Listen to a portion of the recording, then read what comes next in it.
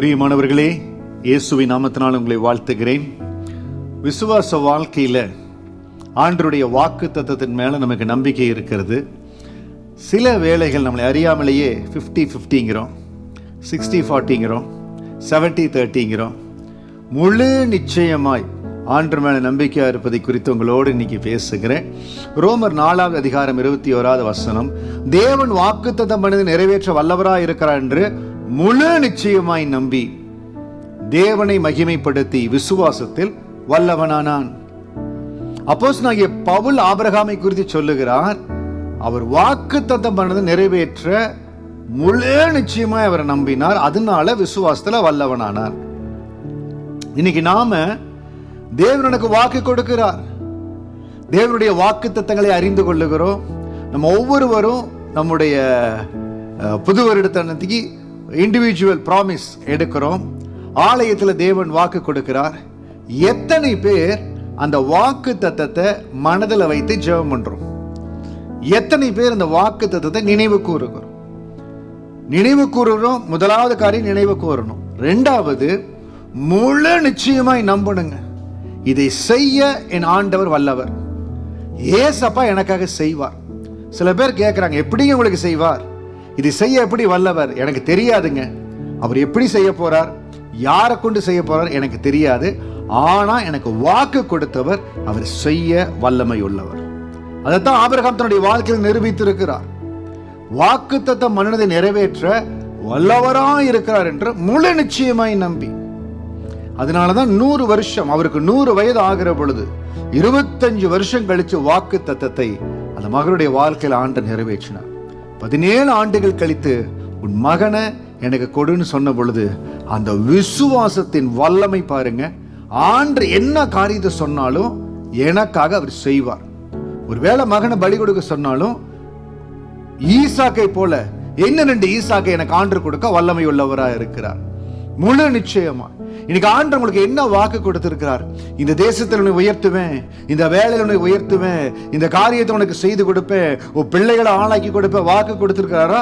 முழு நிச்சயமாய் நம்புங்க. கர்த்தர் வாக்கு கொடுத்துட்டாருன்னா, பிள்ளைகளை கொடுத்து வாக்கு கொடுத்துட்டாருன்னா முழு நிச்சயமாய் நம்புங்க. பாஸ்டர், பிள்ளைகள் டிஃபரெண்டான வழியில போறாங்க, சேரக்கூடாத சேர்க்கையில சேர்ந்திருக்கிறாங்க. ஏசாயா 8:18 வசனத்தின்படி, நானும் என் பிள்ளைகளும் கர்த்தருடைய பர்வதத்துல அற்புதங்களும் அடையாளங்களும் இருப்ப, அதை பிடித்து ஜெபம் பண்ணுங்க. வாலிப நாட்கள்ல பிள்ளைகள் வழி மாறி போலாம், டிஃபரெண்ட் ஃப்ரெண்ட்ஷிப்ல டிஃபரெண்ட் இன்ஃப்ளூயன்ஸ்ல கடந்து போலாம்.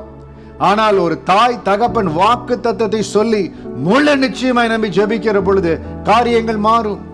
என் பிள்ளை படிக்க முடியல, பிள்ளை தொடர்ந்து தோல்வி அடையுது, தைரியமா சொல்லுங்க, ஆண்டவரே, தாயின் கருவில் உருவாகும் முன்பே பெயர் சொல்லி அழைத்த தேவன் என் பிள்ளையின் மேல வைத்த ஒவ்வொரு காரியங்களும் நேர்த்தியா நடக்கும். பிள்ளைக்கு வரன் பார்த்து கொண்டிருக்கிறீங்க, நிறைய இடத்துல பாக்குறீங்க, வரன் சரியா வரல, சொல்லுங்க, நான் உங்களை முழு நிச்சயமாய் நம்பி எனக்கு வாக்கு கொடுத்திருக்கிறீங்க, என் பிள்ளையினுடைய காலங்கள் உங்க கரத்தில் இருக்குது, நான் முழுமையா நம்புறேன் ஆண்டவரே. ஈசாக்கு ஒரு ரெபேக்காளை கொடுத்தது போல என் மகனுக்கு ஒரு நல்ல மகளை கொடுப்பீங்க. அதே போல ரெபேக்காளுக்கு ஈசாக்கை ஆசீர்வாதமா ஆண்டவர் கொடுத்தார். அது போல நல்ல மகனுக்கு ஒரு நல்ல மகனை கொடுப்பீங்க ஆண்டவரேன்னு சொல்லி வாக்குத்தத்தை முழு நிச்சயமாய் நம்புங்க. எதிலையும் பாதியா இருக்காதீங்க. விசுவாச வாழ்க்கையில என்றைக்கு நம்ம முழு நிச்சயமாய் நம்புகிறோமோ, என் ஆண்டவர் என்னை எப்படியும் உயர்த்துவார். எசேக்கியாவுக்கு எப்படி நம்பிக்கை வந்ததுனே தெரியல. அவர் சொல்லுகிறார், நான் ஆண்டவரை நம்புறேன், ஆண்டவர் நம்மை விடுவிக்க வல்லமை உள்ளவர்.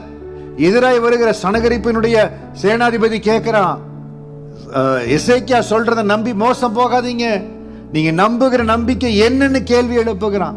அவன் சொல்றான், முழு நிச்சயமே நான் ஆண்டவரை நம்புறேன்.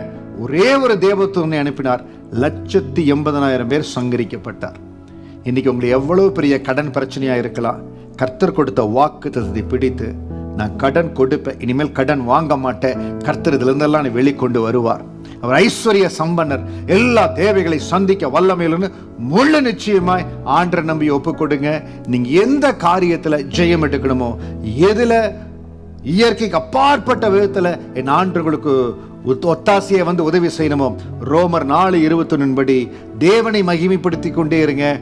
விசுவாசத்தில் வல்லமை உள்ளவர்களாய் தேவன் உங்களை மாற்ற போறார். கர்த்தருடைய காருண்யமும் கிருபையும் உங்களை நிரப்பும். முழு நிச்சயமாய் உடைய வாக்குத்தத்தத்தை நம்புங்க. தேவன் உங்களை ஆசீர்வதிக்க வல்லமையுள்ளவர். தேவனுடைய ஆசீர்வாதம் உங்களையும் உங்கள் குடும்பத்தையும் மகிமையாய் தொடர்ந்து வரும். கர்த்தர் உங்களை ஆசீர்வதிப்பார். God bless you.